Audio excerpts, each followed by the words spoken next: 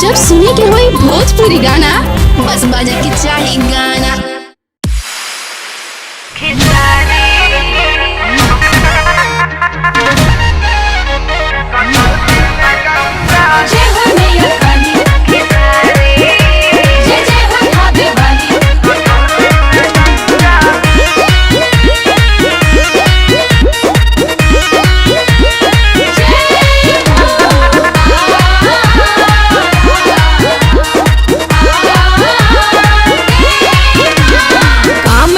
चली गंगा जल छिड़कले जले न ठीक से न हईबा।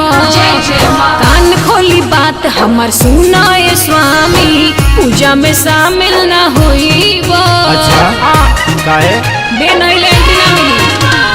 काम नहीं चली गंगा जल छिड़कले जले न ठीक से न हईबा। कान खोली बात हमार सुनाए स्वामी, पूजा में शामिल न होईबा। भगती के भाव में अभाव नहीं चली, काम जनी करो बेढंगा। झूठो के धनिया करत बारू पंगा, मन चंगा तो कटौती में गंगा। झूठो के धनिया करत बारू पंगा, मन चंगा तो कटौती में गंगा। जय जय माँ।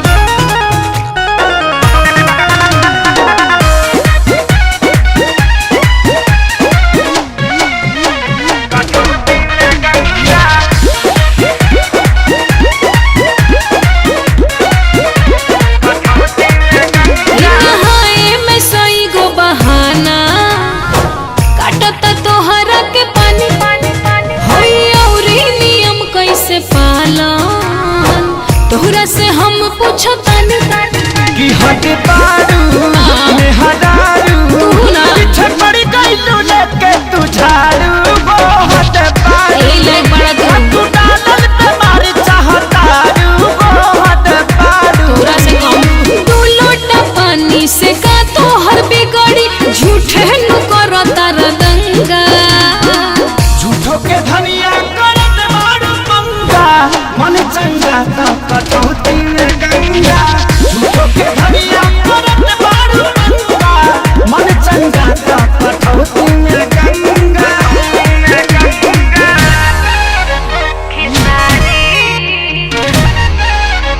कटौती में गंगा। जय हो मैया काली, जय जय हो भाभी वाली। कटौती में गंगा।